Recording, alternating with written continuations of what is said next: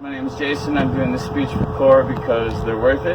Not really into electronics, getting my picture took or any of that, but I'll do it for them. They wanted me to tell my story. Real quick, parents got divorced when I was 4. My mom was overwhelmed, and the babysitters she chose, and some were family members, some were babysitters, and those type of people prey on single moms that don't have enough control, and I was molested for a couple years.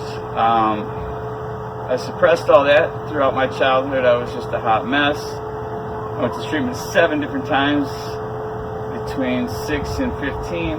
No one ever addressed the issue of sexual abuse because it was taboo in the 70s and 80s. No one talked about it. They just wanted your money for the insurance.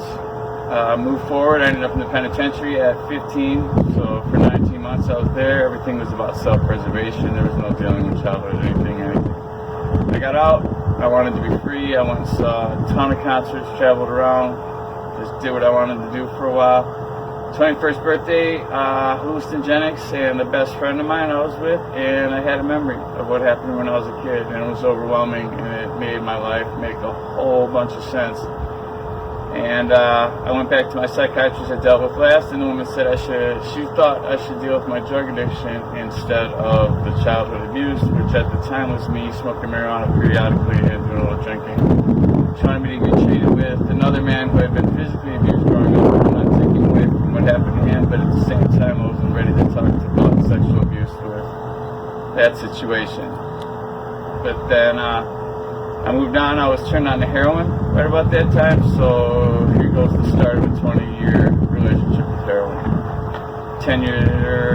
6 years later, I ended up in penitentiary because I was going to die otherwise. I was in and out of the penitentiary. I turned a 3-year sentence into a 5.5-year sentence, and it took me 7 years to do it because I got out 4 times, and I kept getting out and going back to my Nancy because I was Sid, or going back to my Courtney because I was Kurt, and that was just plain and simple. I kept going back to the same old thing, expecting different results. The last time I got out, she wasn't around, and I had every intention in the world to get it together, start working on myself, because prison isn't really a place to work on yourself with sexual abuse. So, at that point, I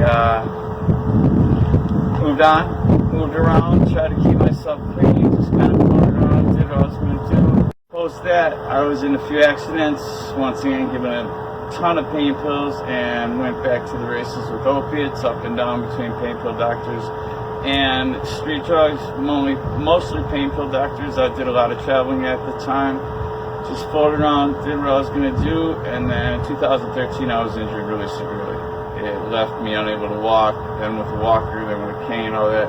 And in that time frame, I did a grip of opiates, drank insane amounts of vodka, and Netflixed out like you wouldn't believe. At that point, I found myself at 260 pounds, feeling absolutely depressed beyond belief, and just disgusted. I decided to make a change.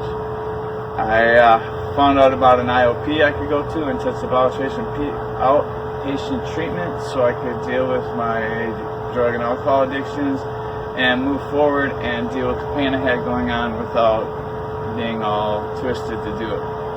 From IOP, I went to the Healing Center, which is upstairs from CORE, and they actually deal with childhood sexual trauma, male or female. And there's a lot of us. So I got to write all that down. I got to release a ton of it. The place is amazing. They gave me 8 appointments to CORE, and I came down there for my first, which I chose acupuncture. Then I moved along to Reiki, and Reiki has been nothing but a blessing for me.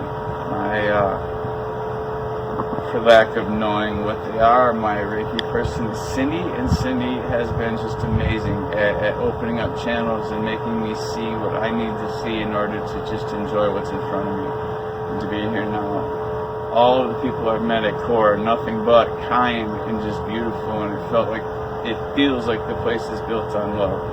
Milwaukee's blessed to have it, and this being a fundraiser, I would hope that you guys will keep it running and keep it going. I know we're in the era of apocalypse right now. Who knows what tomorrow's going to be, but let's enjoy today. And I'd just like to say thank you for hearing my message. If I talk too fast, too slow, or whatnot, just call it nerves.